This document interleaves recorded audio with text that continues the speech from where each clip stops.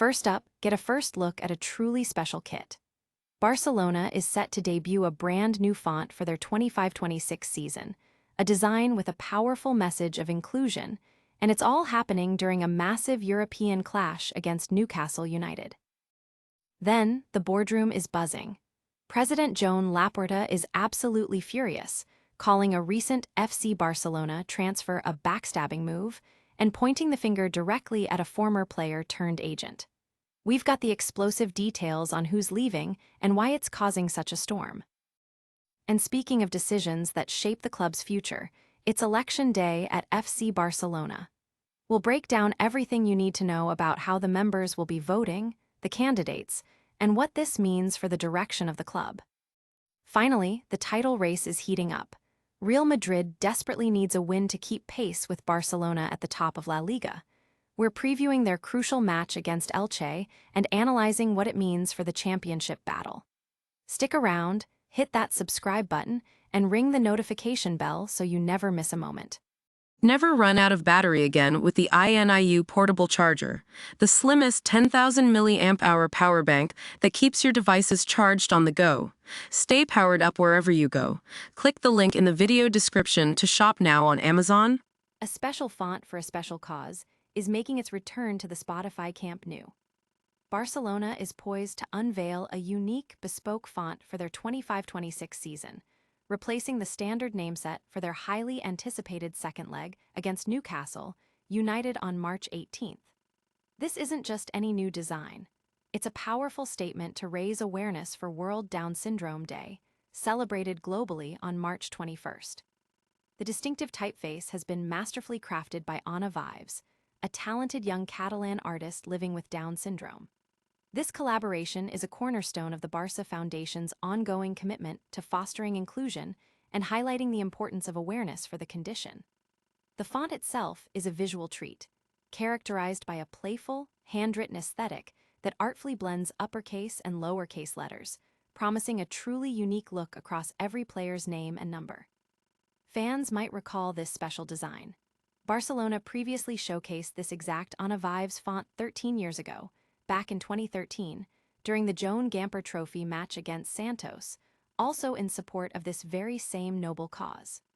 Bringing it back for a significant European night in 2026 is a remarkable and heartwarming gesture from the club. This initiative has sparked significant conversation among fans, with many praising Barcelona's continued dedication to using their platform for important social causes. The unique design is already a talking point, with supporters eager to see it in action. Don't go anywhere, because the drama is just getting started. Next, we dive into the transfer turmoil that has President Laporta seeing red. A backstabbing move by the bald guy, FC Barcelona transfer sparks fury. FC Barcelona and President Joan Laporta are still reeling from the departure of star player Fernandez, and Laporta is placing the blame squarely on the player's agent, former Barca professional Ivan de la Peña. Laporta has publicly accused de la Peña of orchestrating the move to Paris Saint-Germain, calling it a betrayal and a disgraceful, backstabbing move. If it had happened with Jorge Mendes, it couldn't have gone the way it did with the bald one, Laporta stated, expressing his deep disappointment with de la Peña, who played for FC Barcelona himself. Laporta emphasized that de la Peña's past connection to the club made the perceived betrayal even more significant. De la Peña also represents other current Barcelona players, including Gavi and Eric Garcia, adding another layer of complexity to the situation. Laporta further elaborated on the club's relationship with PSG, noting that more money was spent to maintain friendly relations. He also expressed sympathy for manager Hansi Flick, implying that Fernandez was given a first-team role at the expense of players who had earned it through greater investment from Barcelona. Fernandez himself had expressed a desire to leave during the last transfer window, a wish that was granted when PSG triggered his release clause, reportedly just over €6 million. Despite Barcelona's efforts to extend his contract, which was valid until 2027, they were unsuccessful. Borussia Dortmund had also reportedly shown interest in the 18-year-old. Manager Hansi Flick also conveyed his disappointment, stating, "I loved Dro, so naturally I'm disappointed. But that's football. He acknowledged the player's decision, but expressed sadness, believing Fernandez had a great future at Barcelona. Since his move to PSG, Fernandez has appeared in 6 competitive matches, totaling 221 minutes on the pitch. His contract with the Parisian club runs until 2030.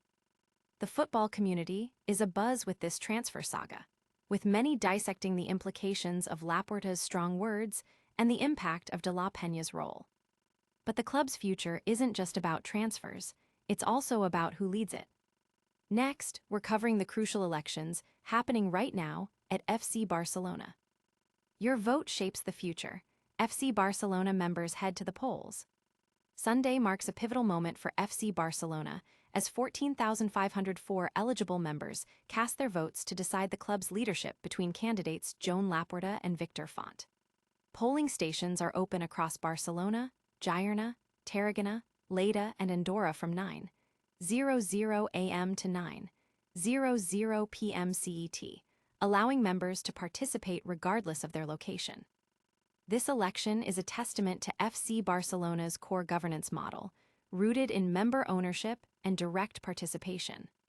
All adult members with at least 1 year of membership, who haven't had their membership suspended and are legally capable, are part of the universal census and encouraged to exercise their right.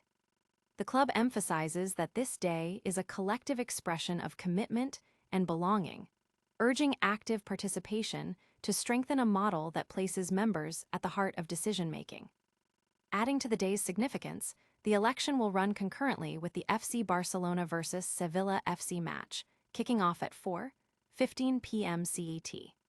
Voting at the Spotify Camp Nou will continue even during the game, with stadium gates opening 2 hours prior at 2:15 p.m. CET to facilitate maximum participation. Members are advised to arrive early to navigate the process smoothly. Voting areas at the Camp Nou can be accessed through gates 9, 12, and 15, with clear indications provided to help members reach their seats before or after casting their ballot. A total of 122 voting tables are distributed across the 5 polling stations, ensuring accessibility for all. The election has generated significant engagement among the membership, with discussions focusing on the candidates' visions for the club's sporting and financial future. But the competition on the pitch is just as intense. Coming up, we've got a critical LaLiga preview as Real Madrid fights to keep pace with the leaders. LaLiga's title race intensifies as Real Madrid eyes a crucial win. With just 10 games remaining in the Spanish top flight, the pressure is mounting. Real Madrid, currently 4 points behind leaders Barcelona, faces Elche this weekend in a match they absolutely must win to maintain their championship aspirations. For Elche, however, the stakes are survival, as they sit precariously just 1 point above the relegation zone. Consistency is key in La Liga, and both Real Madrid and Barcelona have set an incredibly high standard over the years. While Real Madrid has shown flashes of brilliance, including a thrashing of Manchester City, they've also experienced uncharacteristic defeats at home this season. Manager Alvaro Arbeloa cannot afford any slip-ups against a struggling Elche side, as league titles are forged not just in big moments, but in securing victories in these seemingly routine fixtures. Adding an interesting subplot to the Elche squad is Federico Redondo, son of former Real Madrid star Fernando Redondo. The young midfielder, who joined Elche in the summer and has recently seen increased involvement, also has ties to Inter Miami, where he played alongside Lionel Messi. This connection draws a fascinating lineage to the Bernabeu. Real Madrid enters the match with a respectable record of 7 wins and 2 defeats in their last 9 games, a stark contrast to Elche, who are winless in 11 games this calendar year, though they have managed 4 draws.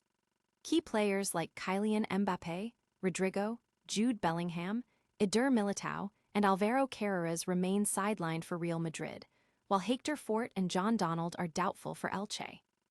Arda Güler, despite starting several matches, will be looking to increase his goal and assist output, though his underlying metrics for expected assists and chances created remain high. The general consensus among analysts points to a routine 3 points for Real Madrid if they field their strongest squad, though potential rotations could make the encounter closer. The predicted scoreline is Real Madrid 2-0 Elche. The fans are keenly anticipating this clash, aware that every point is critical in the final stretch of the season. And that's just a taste of the action. Stay tuned for our full outro, where we'll recap all the top stories and give you the ultimate call to action. What a roundup of Barca FC news. We saw a special kit debut for Down syndrome awareness against Newcastle, exploded the fallout from Fernandez's controversial transfer that has Joan Laporta furious, covered the crucial member elections shaping the club's future, and previewed Real Madrid's vital LaLiga clash. Don't miss a beat, smash that like button. Subscribe for more exclusive content, ring the notification bell, drop your thoughts in the comments, and follow us on all social platforms for real-time updates.